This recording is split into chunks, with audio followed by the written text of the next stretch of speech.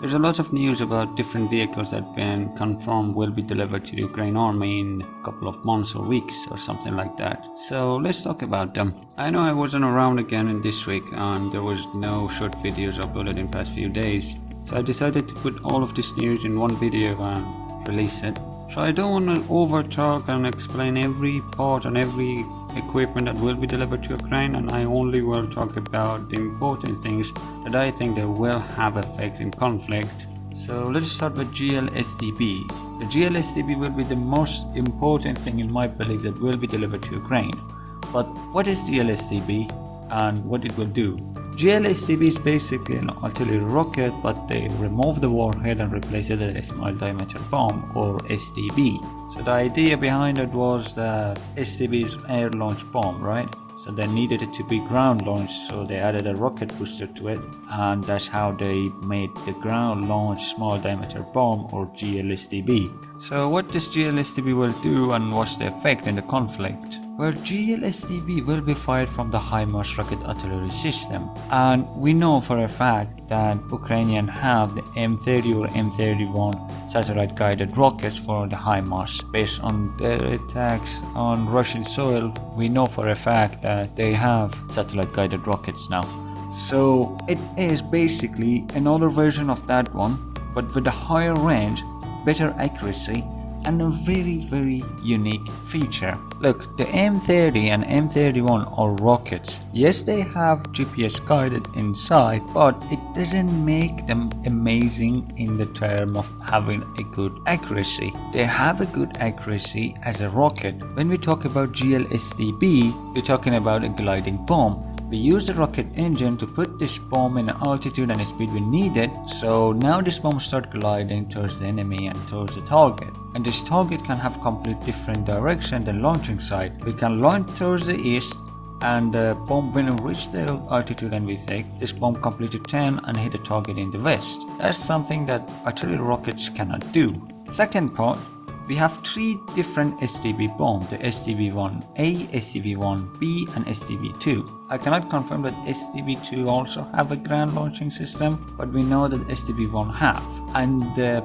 basic difference between SDB-1A and SDB-1B is that SDB-1B can be used against moving targets. And again, this is something that artillery rocket cannot do. Okay, been around 2.5 minutes and I only talked about what is this SDB. Let's go to the conflict.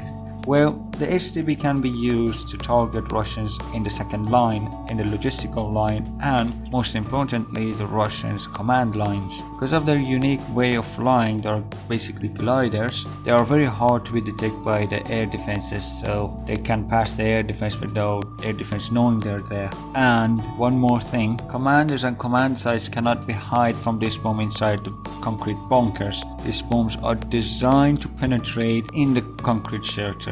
So there is no safe haven for Russian commanders in the main line. Okay, let's talk about the second equipment that will be delivered to Ukraine, and that's important in my opinion, and that will be CV-19 IFV. Isn't it that other IFVs also been delivered to Ukraine? Bradley, Marder? Well, yes, there are, but they are not CV-90, are they?